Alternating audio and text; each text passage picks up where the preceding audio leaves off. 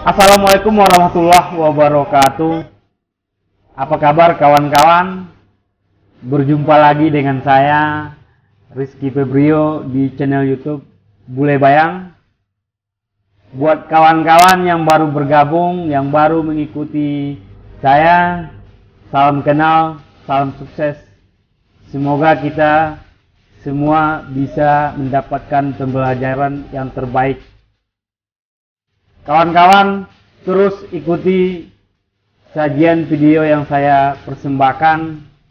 Mungkin untuk saat ini saya banyak memberikan sebuah cerita motivasi, dan semoga kawan-kawan bisa terinspirasi dengan cerita yang saya bawakan. Buat kawan-kawan yang merasa terinspirasi, silakan di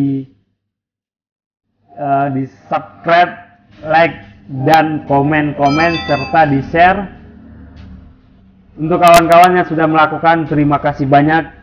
Semoga kita diberikan rezeki oleh Allah bersama dan dimudahkan segala urusannya dan dibalas oleh Allah lebih dari yang kawan-kawan lakukan. Baiklah kawan-kawan, beberapa cerita telah saya sajikan malam ini. Sebenarnya cerita ini sudah saya bikin kemarin, tapi karena waktu itu hasil dari pengambilannya kurang bagus, malam ini saya akan menyajikan kepada kawan-kawan dengan penyajian yang sangat menarik. Malam ini saya akan menyajikan sebuah cerita tentang atlet renang dengan seorang pelatih. Pada suatu hari, sang pelatih mempunyai keinginan untuk memberikan latihan kepada muridnya, seorang atlet, meningkatkan kemampuannya dan diberikan tantangan untuk memecahkan rekor kepada muridnya. Sang murid, sang atlet tentu menyanggupi apa yang diinstruksikan sama pelatih. Pada waktu itu sang pelatih berkata kepada atlet, "Wahai muridku, hari ini aku ingin memberikan sebuah tantangan buat dirimu, buat kamu. Selama ini kamu mendapatkan juara-juara yang begitu besar, penghargaan, dan kamu belum menyelesaikan rekor terbesar. Hari ini saya ingin mencoba memberikan sebuah tantangan."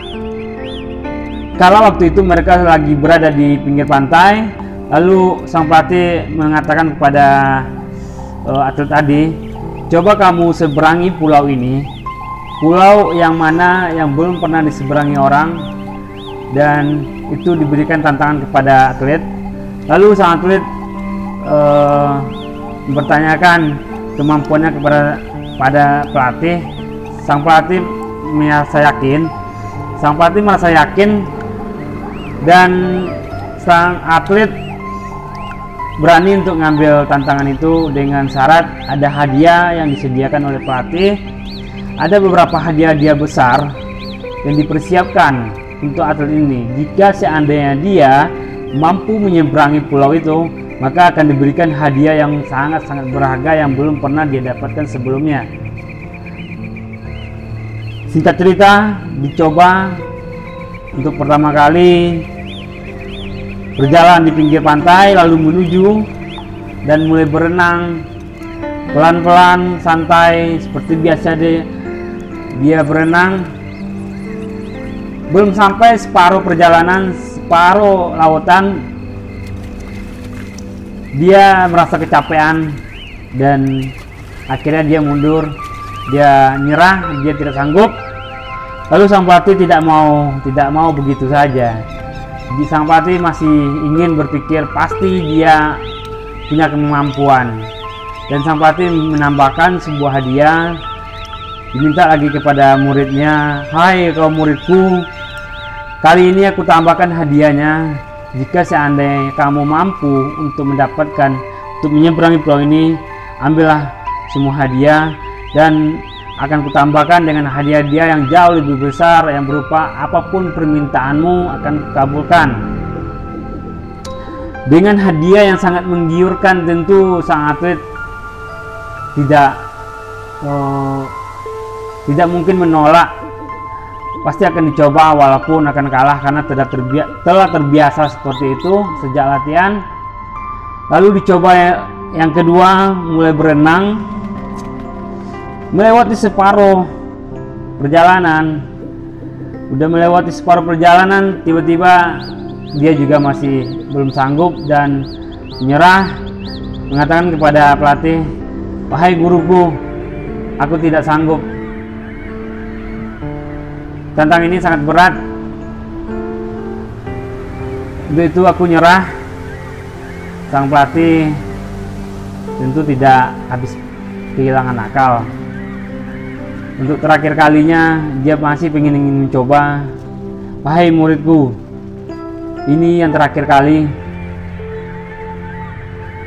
Sekali ini aku mohon kau coba, aku kasih seluruh apa, dan bahkan aku akan belikan pulau itu untukmu jika kamu bisa menyeberanginya." Dengan iming-iming yang sangat besar, yang jauh lebih besar lagi, tentu gejolak keinginan seorang atlet yang berjiwa manusia tentu punya gejolak untuk menginginkan mendapatkan hadiah yang begitu besar yang tidak semua orang bisa memilikinya. Lalu dicoba dengan semangat, dengan persiapan yang matang. Lalu dia mulai berenang. Melewati separuh, sekitar 80% hampir sampai, ternyata juga dia tidak sanggup dan dia menyerah, dia mundur. Dan terakhir sang pelatih berkata,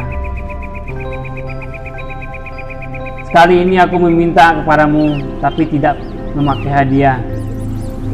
Lalu sang atlet berkata begini, "Bagaimana saya bisa mendapatkan yang sebelumnya hadiah jauh lebih besar? Saya tidak bisa menyeberangi pulau, apalagi ini tidak ada hadiah yang saya kejar. Rasa itu mustahil. Sekarang ini permintaanku, coba kamu lakukan." Dengan merasa terpaksa atau merasa kasihan atau merasa menghargai, sang atlet lalu mencoba. "Oke, kalau begitu aku lakukan." Dan sang atlet mulai melangkah, menyeberangi pulau lautan, berjalan, berenang, lalu makin ke tengah, hampir sampai. Tiba-tiba dia mulai kelelahan dan masih minta mundur.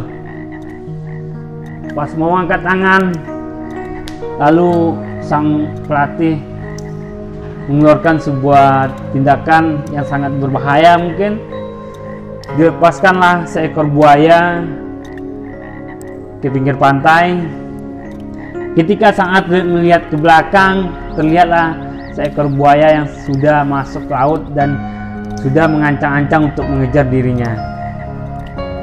Tentu cara berpikir manusia ketika kepepet, sang atlet tentu akan berpikir bagaimana dia menghindar dari buaya agar tidak mati dimakan buaya.